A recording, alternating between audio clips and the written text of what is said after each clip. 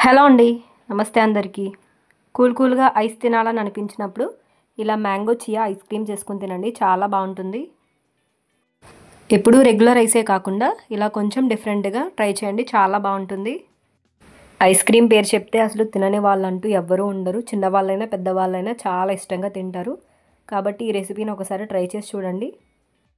ఈ రెసిపీ చేయడానికి కూడా మీకు టైం అనేది ఎక్కువ పట్టదు, జస్ట్ ఒక 10 నిమిషాల్లో చాలా ఈజీగా చేసుకోవచ్చు. ముందుగా అయితే ఒక బౌల్ తీసుకుని దాంట్లో ఒక 3 టేబుల్ స్పూన్ల చియా సీడ్స్ వేసుకొని కొంచెం వాటర్ పోసుకుని ఒక అరగంట సేపు నానబెట్టి పక్కన ఉంచుకోండి.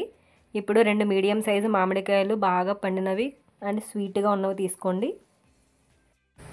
వీటిని బాగా పీల్ చేసుకుని చిన్న చిన్న ముక్కలుగా కట్ చేసుకొని పక్కన ఉంచుకోండి. ఇప్పుడు మిక్సీ జార్ తీసుకుని చిన్న చిన్న ముక్కలుగా కట్ చేసుకున్న కొబ్బరి ముక్కలు 1 కప్పు వరకు వేసుకోండి. తర్వాత దీంట్లోనే ఒక 3-4 యాలకులు, 1 కప్పు వాటర్ కూడా పోసుకుని మెత్తగా మిక్సీ పట్టండి. ఇప్పుడు కొబ్బరి మిశ్రమాన్ని స్ట్రైనర్లో క్లాత్ పెట్టి బాగా వడకట్టండి.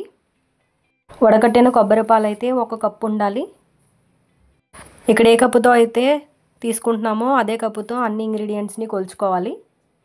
ఇప్పుడు మిక్సీ జార్లో ముందుగా మనం కట్ చేసి పెట్టుకున్న మామిడికాయ ముక్కలు వేసి బాగా మెత్తగా ప్యూరీ లాగా పేస్ట్ చేసుకుని ఒక బౌల్లోకి తీసుకుని పక్కన ఉంచుకోండి. ఇప్పుడు ఒక మిక్సింగ్ బౌల్ తీసుకుని దాంట్లో 1 కప్పున్నర కొబ్బరి పాలు, 1 అరకప్పు మ్యాంగో ప్యూరీ, 1 అరకప్పు తేనె కూడా వేసుకుని అంతా కలిసేలాగా ఒకసారి బాగా మిక్స్ చేసుకోవాలి.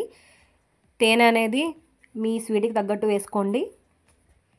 ఇప్పుడు దీంట్లో 2 డ్రాప్ల వెనిలా ఎసెన్స్ వేసుకోండి. వెనిలా ఎసెన్స్ మాత్రం జస్ట్ 2 డ్రాప్స్ మాత్రమే వేసుకోవాలి, ఎక్కువైతే వేయకూడదు. వెనిలా ఫ్లేవర్ ఎక్కువైతే మ్యాంగో ఐస్ కాబట్టి టేస్ట్ అంత బాగుండదు, జస్ట్ ఫర్ ఫ్లేవర్ కోసం కొంచెం వేసుకోవాలి. ఇప్పుడు ముందుగా మనం నానబెట్టుకున్న చియా సీడ్స్ కూడా వేసుకొని ఒకసారి బాగా కలిసేలాగా మిక్స్ చేసుకోవాలి. ఇప్పుడు దీన్ని మూత పెట్టి ఒక పావు గంట సేపు పక్కన ఉంచండి. చియా సీడ్స్ మ్యాంగో ఫ్లేవర్ని కొంచెం అబ్జర్వ్ చేసుకోవడం కోసం.